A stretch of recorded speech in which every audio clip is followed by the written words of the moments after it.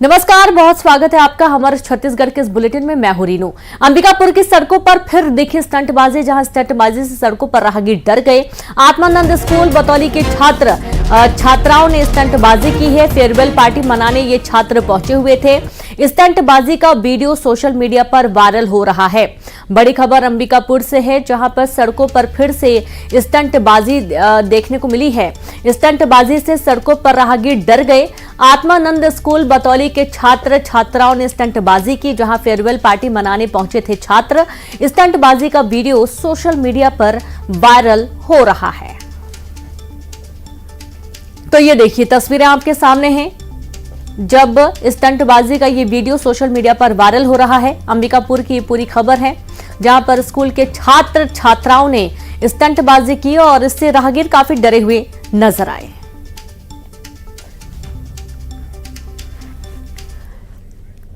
मुंगेली में बुजुर्ग पूर्व हेडमास्टर के घर डकैती की बड़ी घटना से हड़कंप मचा हुआ है। एसपी भोजराम पटेल पुलिस बल सहित मौके पर पहुंचे। चाकू और पिस्टल से लैस 3 डकैतों ने वारदात को अंजाम दिया। बुजुर्ग और उनकी पत्नी को रस्सी से बांधकर डकैतों ने वारदात को अंजाम दिया।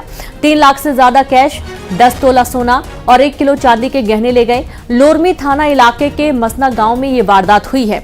बड़ी खबर है मुंगेली से, जहां बुजुर्ग पूर्व हेडमास्टर के घर डकैती की बड़ी घटना से हड़कंप मचा हुआ है। एसपी भोजराम पटेल पुलिस बल सहित मौके पर पहुंचे हैं और चाकू साथ ही पिस्टल से लैस 3 डकैतों ने वारदात को अंजाम दिया है। बुजुर्ग और उनकी पत्नी को रस्सी से बांधकर डकैतों ने वारदात को अंजाम दिया। 3 लाख से ज्यादा कैश, 10 तोला सोना और 1 किलो चांदी के गहने ले गए। लोरमी थाना इलाके के मसना गांव में ये वारदात हुई है।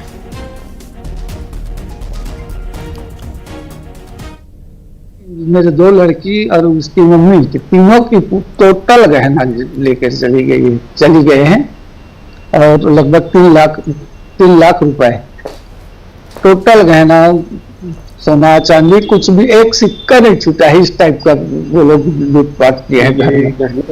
एक से तो पुत्री का विवाह अभी अप्रैल में होने वाला था, उसका है। और जो बड़ी लड़की है उसकी भी जेवर पूरा वही है, क्योंकि यहाँ वो किराए के मकान में रहती है लोरमी में, वो भी वही छोड़ दी थी अपनी पूरी जेवर को।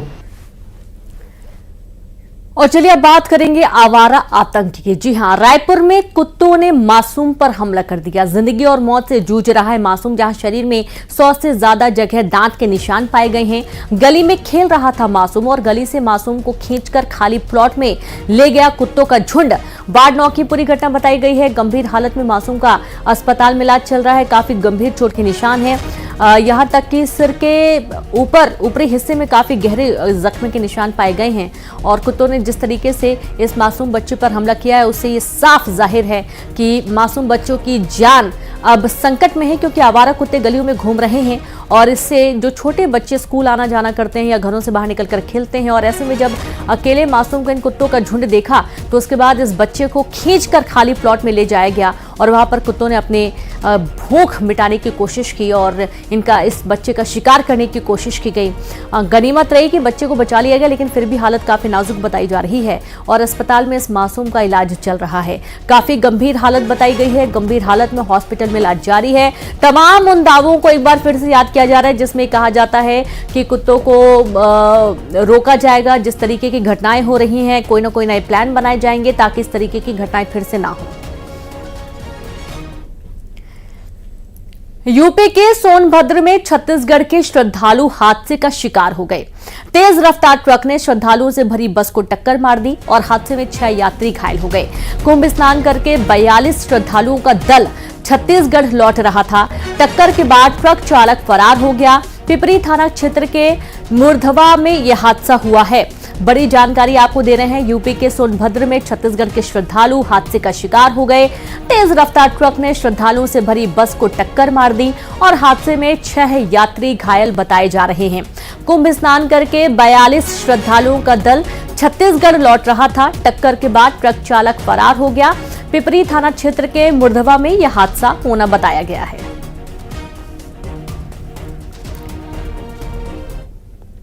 वहीं बलरामपुर में अवैध खनन पर बड़ा एक्शन हुआ है।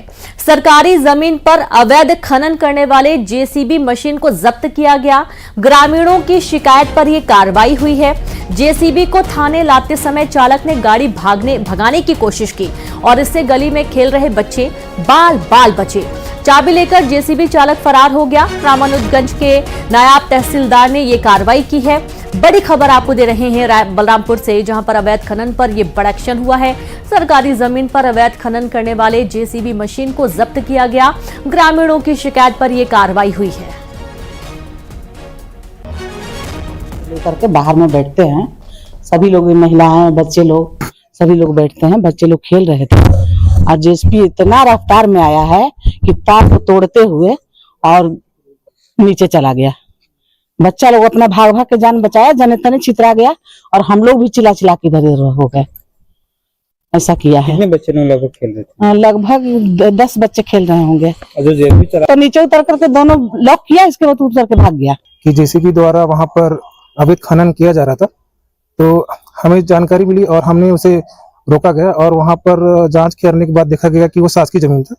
फिर थाना से कॉल किए और 2 आरक्षक को बुलाया गया, जिसके तहत हमने गाड़ी को ले जा रहे थे। तो उसी दौरान जो ड्राइवर था वो क्या किया कि बीच रास्ता में गाड़ी को एक गली है उसके अंदर ले जाया गया। इतना स्पीड था कि एक दुर्घटना भी हो सकता था, लेकिन क्या है कि नॉर्मल था और ऐसा कोई घटना हुआ भी नहीं। लेकिन गाड़ी को ड्राइवर छोड़ करके फरार हो गया और गाड़ी अभी यहीं पर है और इसे गाड़ी को हम सुपुर्द कर देंगे थाना में। दीपक बैज पर दिए बयान पर अब कांग्रेस के पूर्व विधायक कुलदीप जुनेजा ने यू टर्न ले लिया है। कुलदीप जुनेजा ने कहा कि मैंने दीपक बैज का नाम नहीं लिया, मेरे बयान को तोड़ा मरोड़ा गया है, मैंने किसी का नाम नहीं लिया, मैंने पूरे संगठन की बात कही थी। उन्होंने कहा कि पीसीसी के नोटिस का 3 दिन में जवाब दूंगा। कुलदीप जुनेजा ने कहा कि कई लोग बातें कर रहे हैं, सिर्फ मुझे ही नोटिस क्यों दिया गया।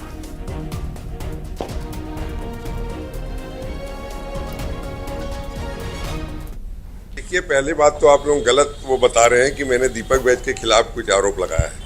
मैंने दीपक बैज के खिलाफ एक भी शब्द नहीं बोला, ना दीपक बैज का कहीं नाम लिया है। मैंने ये कहा है कि संगठन को इस्तीफा देना चाहिए, पूरे संगठन को। 4 चुनाव हारे हैं, इसलिए संगठन को इस्तीफा देना चाहिए, ये वाली मेरी बात मेन रही है। और दूसरी बात, नोटिस मुझे कल मिली है, मैं नोटिस का जवाब दूंगा, उसमें कोई बात बोल रहा हूँ। अमरजीत भगत जी ने भी बोला है और बहुत सारे सोशल मीडिया में लोग बोल रहे हैं। तो अकेले मुझे ही टारगेट बनाया जाता है हमेशा। मुझे ही टारगेट क्यों बनाया जा रहा है? और भी लोग बोले हैं, सबका नाम निकालें, सोशल मीडिया में लोग लिख रहे हैं, फेसबुक में उनके खिलाफ लिख रहे हैं, इस्तीफे की मांग कर रहे हैं। सब जगह उनकी इस्तीफे की मांग हो रही है। मेरे को लगता है इस्तीफे की मांग होनी क्यों चाहिए थी? 4 चुनाव आप हारे हैं। इसके बाद पहले हमारे समय, जब हम लोग पुराने समय दिखते थे कि एक चुनाव कोई हारता था तो तुरंत अध्यक्ष जी का दूसरे ना आ जाता था कि मैं अपने पद से इस्तीफा देता हूँ। तो हमने सिर्फ अध्यक्ष जी के खिलाफ एक शब्द नहीं बोला है, ना उनका कहीं नाम लिया, ना उनके नाम का कहीं उल्लेख किया है।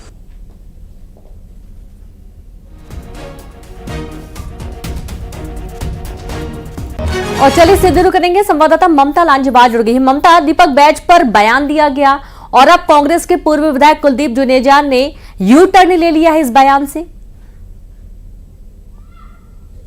देखिए, कुलदीप जुनेजा जो है पहले भी आरोप लगाते रहे हैं, लेकिन और अभी कल जब उन्होंने आरोप लगाया, साफ तौर पर उन्होंने दीपक बैज पे सवाल उठाए थे। दीपक बैज का नाम भी लिया था। उन्होंने यहाँ तक कहा था कि कोई भी प्रदेश अध्यक्ष होगा उनसे बेहतर ही होगा। और वो दीपक बैज पर उन्होंने पैसे लेने का भी आरोप लगाया था, पैसे लेकर पार्टी में प्रवेश कराने का भी आरोप लगाया था। लेकिन अब जैसे ही नोटिस मिला है उसके बाद उन्होंने यू टर्न लिया है और वो ये कह रहे हैं कि मीडिया में उनके बयान को तोड़ मरोड़ कर प्रेस किया गया है। हालांकि अब जो कुछ भी होता है, वो जो बयान होते हैं वो ऑब्वियस तौर पर जो है वो सामने होते हैं, रिकॉर्डेड होते हैं। तो भले ही कुलदीप जुनेजा ये कह रहे हैं, लेकिन कल न्यूज़ 18 से भी बातचीत में उन्होंने कहा था। और इसके अलावा अन्य जो अगर हम बात करें तो लगातार उनके बयान जो है वो सामने आए थे। लेकिन उनका कहना है कि मीडिया ने तोड़ मरोड़ा है। लेकिन वो ये जरूर कहते हैं कि क्या आप डर गए? हमने उनसे पूछा तो उनका कहना था कि डर किस बात का, सिर्फ नोटिस मिली है कांग्रेस से और उसका वो जवाब दे देंगे। तो जाहिर तौर पर कुलदीप जुनेजा का ये कहना है कि नोटिस जो है कोई बड़ी कार्रवाई नहीं होती है और उसका जवाब वो पीसीसी को दे देंगे। लेकिन उनका ये भी कहना है कि जहां पे गलत होगा वो कहेंगे। कुलदीप जुनेजा ने यह भी कहा कि जो पूर्व मंत्री अमरजीत भगत है उन्होंने भी बयान दिया था, उनको क्यों नोटिस नहीं मिला, उन्हें क्यों टारगेट किया जा रहा है। तो जाहिर तौर पर हालांकि कल जो है मलकीत गेंदू ने कहा है, जो कांग्रेस के प्रभारी महामंत्री हैं, उन्होंने कहा है कि लगातार जिनके भी ऐसे बयान आएंगे उनको नोटिस दिया जाएगा। और अब देखना ये कि कुलदीप जुनेजा जो है 3 दिनों में किस तरह का जवाब देते हैं और क्या पार्टी उनके जवाब से संतुष्ट होती है। लेकिन अभी भी उनकी बयानबाजी जारी है। ये जरूर है कि नोटिस के बाद जो है उनके सुर जरा जो है अब नरम पड़ गए हैं। बिल्कुल, उनके सुर नरम पड़ गए हैं। और बहुत शुक्रिया आपका ममता, तमाम जानकारी विस्तार से देने के लिए। और इस तरीके से देखिए कि यू टर्न लेते हुए नजर आए हैं पूर्व विधायक। और अब चलिए आगे बढ़े, बात करेंगे सार्वजनिक रूप से बयानबाजी करने और संगठन में बदलाव पर प्रदेश कांग्रेस अध्यक्ष दीपक बैज का बड़ा बयान सामने आया। दीपक बैज ने कहा कि पार्टी की बातों को बंद कमरे में पूछें, जवाब देने को तैयार हूं। पार्टी की बातों को बाहर करना गलत है। कुछ लोगों की मानसिकता कांग्रेस को कमजोर करने की है। कुछ लोग सार्वजनिक बयानबाजी कर रहे हैं, उन सभी के खिलाफ कार्रवाई होगी। संगठन में बदलाव पर दीपक बैज ने कहा कि हाईकमान जो आदेश देंगे मैं तैयार हूं। हार जीत तो बनी रहती है, इसका मतलब ये नहीं है कि कांग्रेस कमजोर हो गई है।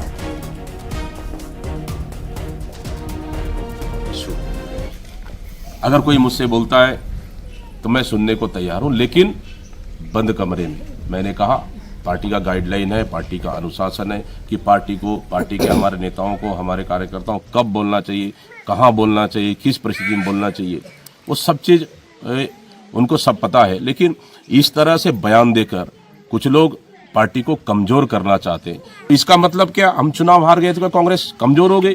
क्या चुनाव हार गए तो क्या कांग्रेस खत्म हो गई? नहीं। अगर किसी का अगर सोचना है, मैं समझता हूँ उनकी मानसिकता ठीक नहीं है। कांग्रेस मजबूत थी, मजबूत है, मजबूत रहेगी। आलाकमान को निर्णय करना है। आलाकमान जो निर्देशित करेगा हम उस पर तैयार हैं। संगठन में बदलाव पर पूर्व डिप्टी सीएम टीएस सिंहदेव ने बड़ा बयान दिया है। जगदलपुर पहुंचे टीएस सिंहदेव ने कहा कि हाईकमान जो निर्देश देगा उसका पालन करने को मैं तैयार हूं।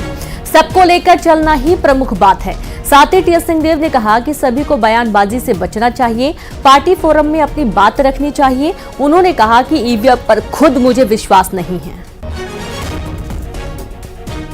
जो जवाबदारी कांग्रेस ने दी है, मैं आज तक पीछे नहीं हुआ हूँ किसी जवाबदारी को नहीं। अगर टीएस बाबा अगले प्रदेश अध्यक्ष होते हैं तो किस रणनीति पर काम किया जाएगा? देखिए, रणनीति एक ही होती है और बहुत सरल है, सबको साथ लेना। और जो हमारा प्राइमरी पोलिंग बूथ की इकाई है, वहाँ से कार्यकर्ताओं के मनोबल को बढ़ाना। हर कांग्रेस के कार्यकर्ता को जब तक ये महसूस नहीं होगा कि उनके बिना कोई नहीं जीत सकता, तो बयानबाजी से हम सबको बचना चाहिए। अनुशासन का दायरा है, उसका हम सबको पालन करना चाहिए। जो भी हमारे विचार में कोई मुंह पे पट्टी वाली बात नहीं होती, लेकिन उसका फोरम होता है। ईवीएम पे मैं खुद विश्वास नहीं करता, इस चुनाव की बात नहीं कर रहा। मैं उस पक्ष में नहीं हूँ कि ईवीएम से चुनाव कराए जाए। अगर अमेरिका के राष्ट्रपति डोनाल्ड ट्रंप इस बात को भी कह रहे हैं, कुछ तो कारण होगा। बस्तर में पार्टी के खिलाफ जाकर निर्दलीय चुनाव लड़ने वालों पर कांग्रेस ने सख्त कार्रवाई की है। पार्टी के खिलाफ फेसबुक पर बयानबाजी करने वालों पर भी एक्शन हुआ है, जहां 14 लोगों को पार्टी से निष्कासित कर दिया गया। प्रदेश कांग्रेस अध्यक्ष दीपक बैज ने सभी जिला अध्यक्षों को निर्देश दिया है कि पार्टी को कमजोर करने वालों को बाहर करें। उन्होंने कहा कि संगठन और पार्टी से कोई बड़ा नहीं है।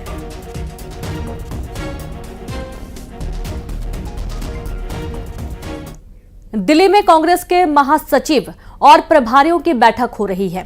संगठन में बदलाव के बाद पहली बैठक हो रही है, जहां छत्तीसगढ़ पूर्व मुख्यमंत्री और पंजाब के प्रभारी महासचिव भूपेश बघेल, मध्य प्रदेश के प्रभारी हरीश चौधरी, प्रियंका गांधी समेत कई नेता बैठक में मौजूद हैं। संगठन मजबूत करने और आगामी कार्य योजना पर चर्चा होगी।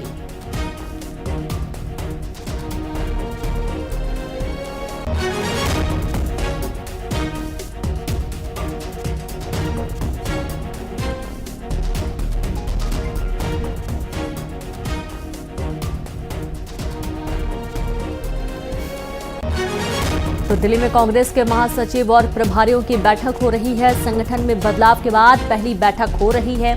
छत्तीसगढ़ पूर्व मुख्यमंत्री और पंजाब के प्रभारी महासचिव भूपेश बघेल, मध्य प्रदेश के प्रभारी हरीश चौधरी, प्रियंका गांधी समेत कई नेता बैठक में मौजूद हैं। संगठन मजबूत करने और आगामी कार्य योजना पर होगी चर्चा। बड़ी जानकारी आपको दे रहे हैं नई दिल्ली से, जहां संगठन में बदलाव को लेकर चर्चाएं हो रही हैं। सीधे रुक करेंगे, संवाददाता अशरफ काजमी जुड़ गया। अशरफ, क्या कुछ अभी खास, क्योंकि कांग्रेस के महासचिव और प्रभारियों की बैठक हो रही है, खासतौर पर संगठन को लेकर चर्चा की संभावना है?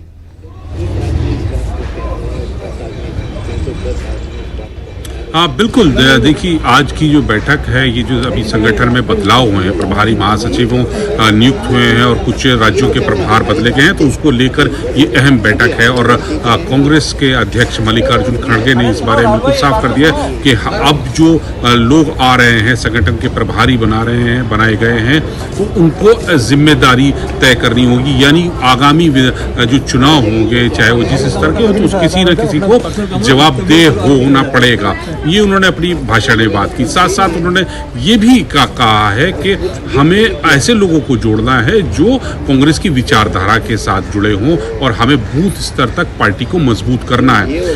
केंद्र सरकार पर भी उन्होंने जमकर हमला किया। उन्होंने कहा है कि महंगाई और बेरोजगारी की समस्या लगातार बनी हुई है, इस पर सरकार कुछ कर ही नहीं रही, पूरी तरह से विफल है।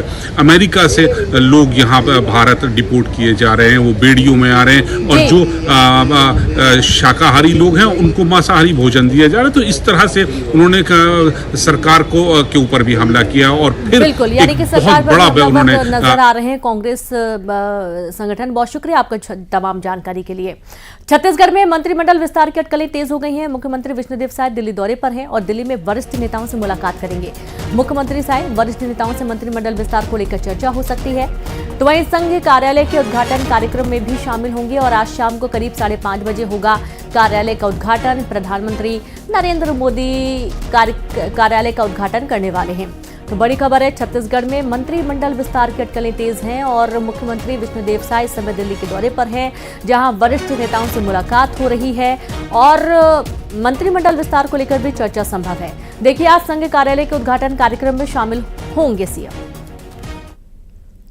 खबर दुर्ग से, जहां राजस्व वसूली के लिए नियुक्त की गई प्राइवेट कंपनी स्पैरो के घोटाले का खामियाजा लोगों को भुगतना पड़ रहा है।